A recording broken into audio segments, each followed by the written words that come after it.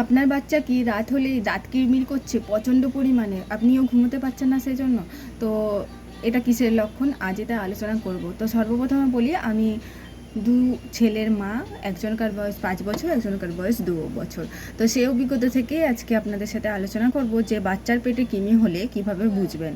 সর্বপ্রথম হচ্ছে, সে প্রচণ্ড পরিমাণে রাতে ঘুমানোর সময় দাঁত কিরমির করবে, মানে দাঁতে আওয়াজ হবে, দুটো দাঁত ঘষবে, তার আওয়াজ পাবেন আপনারা। সেকেন্ড পয়েন্ট হচ্ছে, তার খেতে মন যাবে না, সে খেলে বমি বমি লাগবে। এটার থেকে বুঝতে হবে যে আপনার ছেলের এরকম কোনো প্রবলেম নেই, শুধুমাত্র কৃমির প্রবলেম।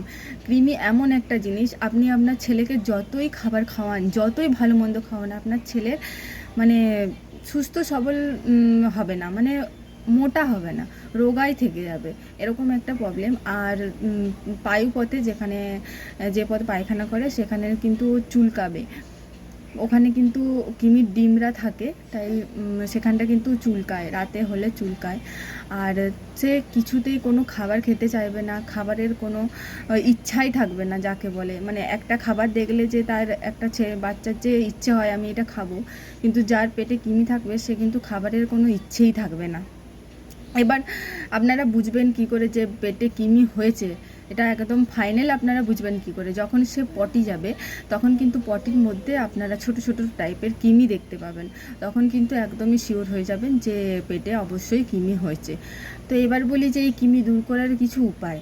কিছু উপায় বলতে, আপনি ঘরোয়া সকালবেলায় কাঁচা রসুন যদি আপনার ছেলে মেয়েদেরকে খাওয়াতে পারেন তাহলে কিন্তু অনেকটাই সুরক্ষা পাওয়া যায়।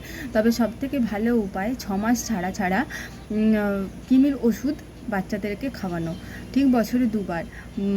সেটা আপনার 2 বছরের পর থেকে বাচ্চাদেরকে দিতে পারেন। আমি আমার ছেলেকে ঠিক 6 মাস ছাড়া ছাড়া কৃমির ওষুধ দিই, এবং একবার দিই, তারপরে 7 দিন বাদে আবার আরেকটা দিই, মানে ডাক্তারের পরামর্শ মতো, ডাক্তার আমাকে যেরকমভাবে দিতে বলে আমি সেরকমই দিই। তো আপনারাও যদি এই লক্ষণগুলো আপনাদের ছেলে মেয়ের মধ্যে দেখতে পান তবে অবশ্যই কিন্তু ডাক্তারের পরামর্শ মতো তাদেরকে কৃমির ওষুধ দেন।